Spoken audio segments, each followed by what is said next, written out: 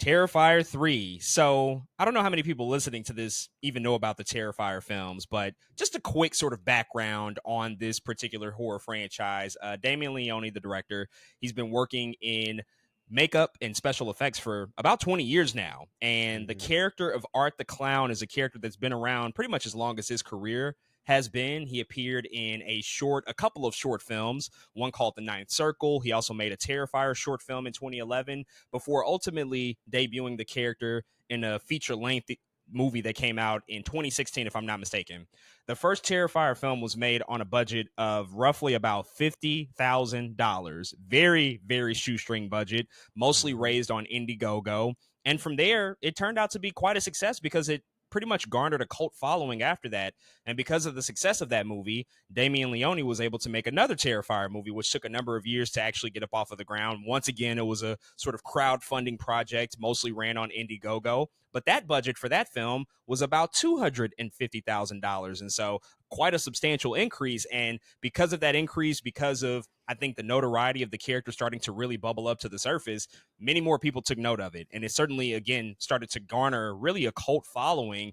And now you fast forward 2 short years later since the release of Terrifier 2, and they have already made Terrifier 3, and the budget for this movie is $2 million. And so you see sort of a trajectory of success with this particular franchise. They somehow continue to come back each and every time again and get more money, get more backing from financiers and things of that nature. And Damien Leone is once again helming this particular project. And this is also the first one to receive a wide theatrical release. It actually debuted Mm-hmm. this past weekend on about 2,600 screens in the United States. Again, the biggest release thus far, but it's still independently made, pretty much outside of the Hollywood studio system. Very, very much a grassroots sort of franchise that's kind of taken hold of pop culture and gained this cult phenomenon sort of status over the past 6 or 7 years or so. And so we got a chance to actually go check out this movie on an AMC screen this past weekend. And so with all of that out the way, man, I will pass it over to you. What do you think about Terrifier 3?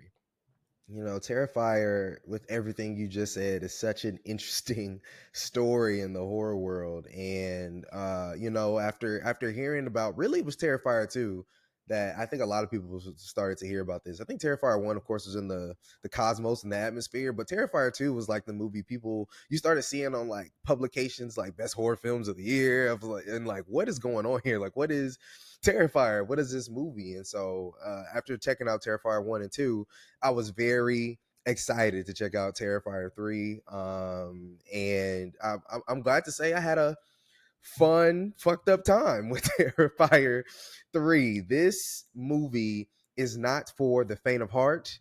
If you don't like gore, don't go. If you don't like things that are fucked up, don't go. Like, this is legit balls to the wall, past rated R, like unrated mess, everything of a movie. It is nothing but craziness and nastiness, and it's a ton of body horror and hacking and slashing and all of those things. But with that being said, man, I liked what I seen. Terrifier 1, it was Terrifier 1 is just okay, right? Like, not much happens in Terrifier 1. Art the Clown is introduced. You're like, okay, this is cool, whatever. The kills are crazy.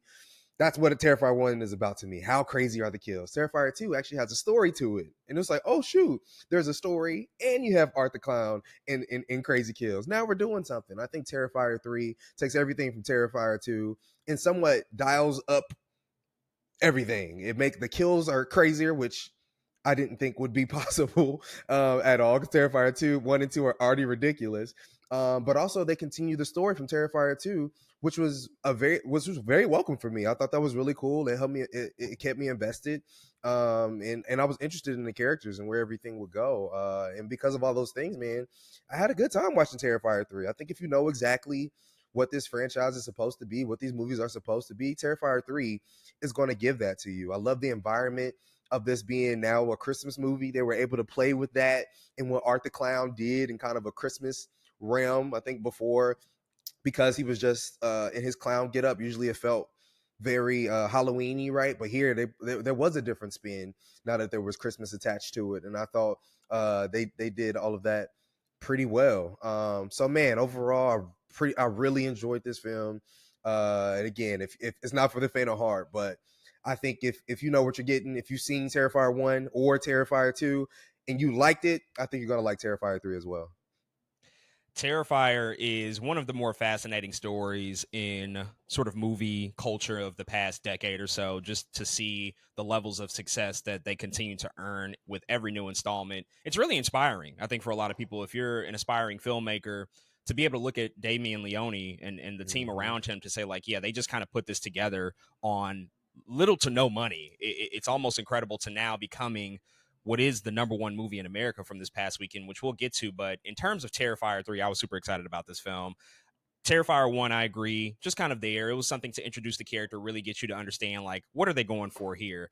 2 is where things start to snap into focus. They get more money, they get more resources, and you start to see that Damien Leone has a vision for this character and also has a vision for the story that he wants to tell with the primary leads here. So Terrifier 3, so far, it's the best entry of the entire series by far. I think just based on the fact that you see sort of the ambition of the filmmaker really starting to take shape because he has more resources, he has a bigger team around him. He's starting to be able to achieve the things that you can see he planted the seeds for in the first one and the second one in particular, Mhm. but now they're really starting to, I think, bore that fruit in a really, really positive way.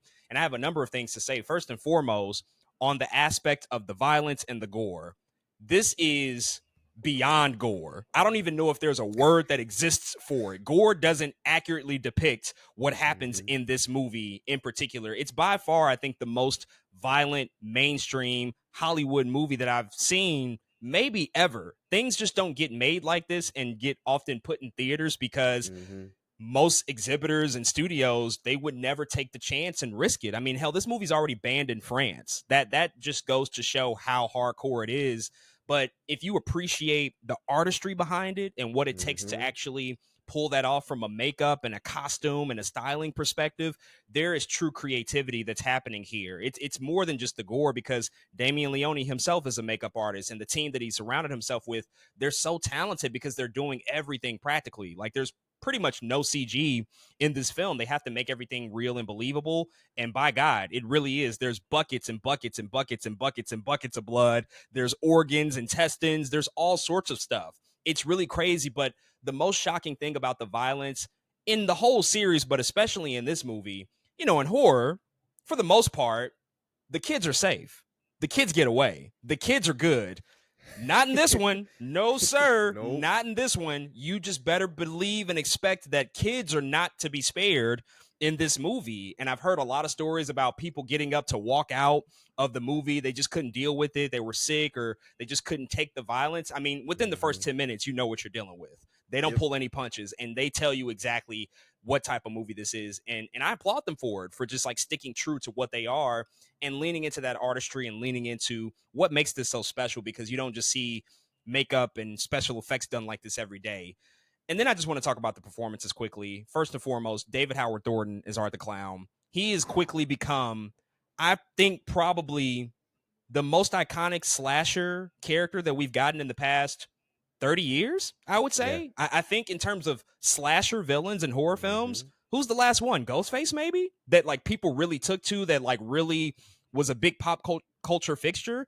I think that he has certainly taken up the mantle because in that time frame we haven't gotten a ton of slasher iconic characters. And what Mhm. David Howard Thornton is doing here, the fact that he's able to channel this mute clown who's sort of miming and he doesn't speak, but he has such a big personality. This is the funniest he's ever been. It's the most charismatic he's ever been.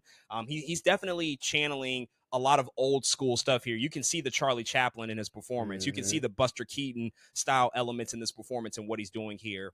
And then Lauren Lavera as like the final girl, the main lead. Woo. Incredible. She roots this in such a human nature that's just so important for a film like this because you can quickly become detached just due to the violence, but because of her character who is sort of a holdover from the second movie, she's now established herself as like a new franchise final girl in this particular Mhm. series. And I think you see her and you see what she does in this movie and you see that she's like a fighter. She fights back. She doesn't just Yeah. allow things to happen. She's not passive. She's starting to enter herself into that conversation of the Laurie Strodes, of the Sidney Prescotts of the world, like Mhm. these iconic final girls that like we root for, but they're also badass. They're not to be fucked with. And now there's this big rivalry between herself and Art the Clown. There's history. There's a lot there. And so I'm just super excited to see like what they do in the next one, because there's clearly going to be another one. They're already working on Terrifier 4. It's probably going to get even more money and more distribution. And I'm just so excited for where they're going to go. But if you haven't hopped on this bandwagon, and if you can Please. deal with it,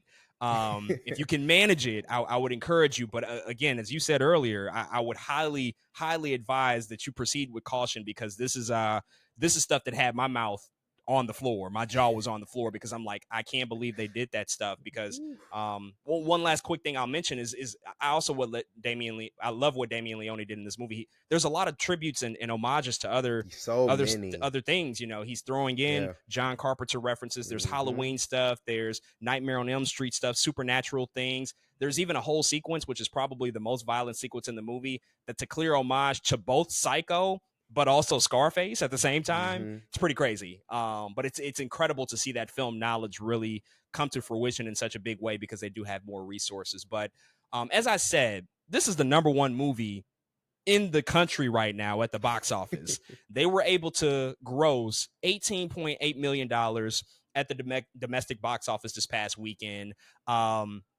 Which is just pretty astounding, because it means a number of things. First and foremost, to make a movie for $2 million, and I read that they only spent about $500,000 on marketing, so about a half a million Crazy. on marketing, for it to have this sort of widespread attention, and to get this many screens, and to also accumulate this amount of money. This is not blockbuster levels, but again, relative to the budget, huge success. But then also, in addition to that, we saw this past weekend that another big blockbuster film, which was released, that we just talked about, Joker Folie à Deux, which had a huge budget behind it, had a lot of marketing dollars, a lot of awards buzz, and huge stars. I mean, now Joker Folie à Deux has had the biggest week-to-week drop-off in comic book film history. It dropped Mm-hmm. 81% and only made $7 million at the box office. And forget comic book movies, that's one of the biggest week-to-week drop-offs in cinematic history in terms of like box office tracking.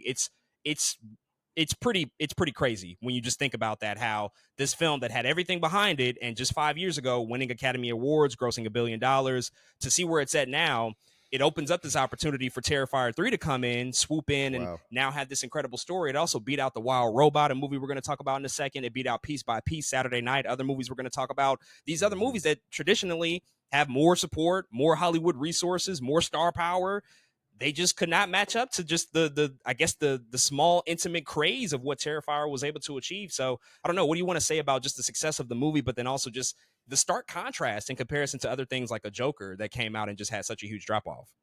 Man, Battle of the Clowns, dude. No, it's kind of crazy to think about. Again, a movie like Terrifier could make such a statement in a stamp like this. I think, word of mouth is important. I'll say that first and foremost, man. Joker, word of mouth definitely helped. One of the things that helped kill Joker, for sure. But also, I think there's so much cult love behind Terrifier and so much word of mouth that I've just been hearing people are like, "Oh man, I just heard about Terrifier 3. What did you think about it?" I'm like, "Y'all know what this is." Like, that surprises me, because as we were talking about earlier, Terrifier is such a cult thing, or at least it used to be, especially Terrifier 1 and 2. You were just like, it was unheard of outside of, again, the horror pundits and movie pundits. And now it's like people know what Terrifier 3 is. So I think that definitely helps with what's going on here, man. But that's the time at the movies I guess we live in. Horror, maybe people are ready to see some horror, man. It is October. I don't know. It's kind of interesting, I think, to see it beat out. I'm not surprised about Joker, but all the other movies I think I'm surprised about. I mean, I'm surprised about it beating like Wild Robot and Saturday Night and all these movies who do have more marketing schemes, I think, behind it, and I expect to see more out of. But man, the community, the word of mouth, Terrifier is getting it done, man. The Battle of the Clowns, and Terrifier, Art the Clown is winning. Beetlejuice made more money in its sixth weekend than Joker Folie à Deux made in its second weekend. Sheesh. Same studio.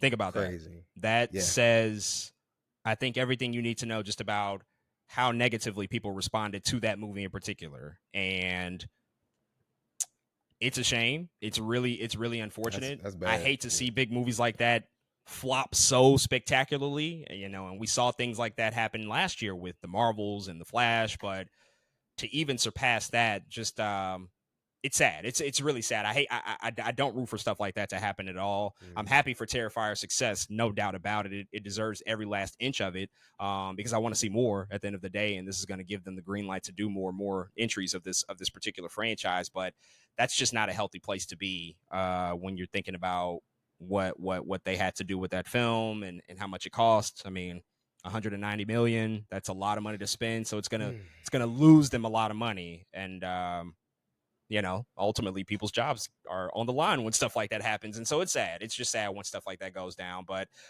when you put out a product that people just don't resonate with and they don't like, and it just doesn't speak to them, this is kind of the result Mhm. of it. And maybe there's some things that can be done on the back end with the extra windows that are coming up, streaming and home video and PVOD, things like that. Maybe there's a little bit more that can be done. But yeah, it speaks to a lot of just like the state of what people want and what they ultimately will revolt against if they feel like they're not getting. But Terrifier 3's success certainly can't sleep on that, and ultimately flowers all around for Damien Leone, his entire team. Can't wait for Terrifier 4. But folks, those are all of our thoughts on the latest edition of the Terrifier franchise, Terrifier 3. If you've checked it out, definitely hit us up and let us know what you think.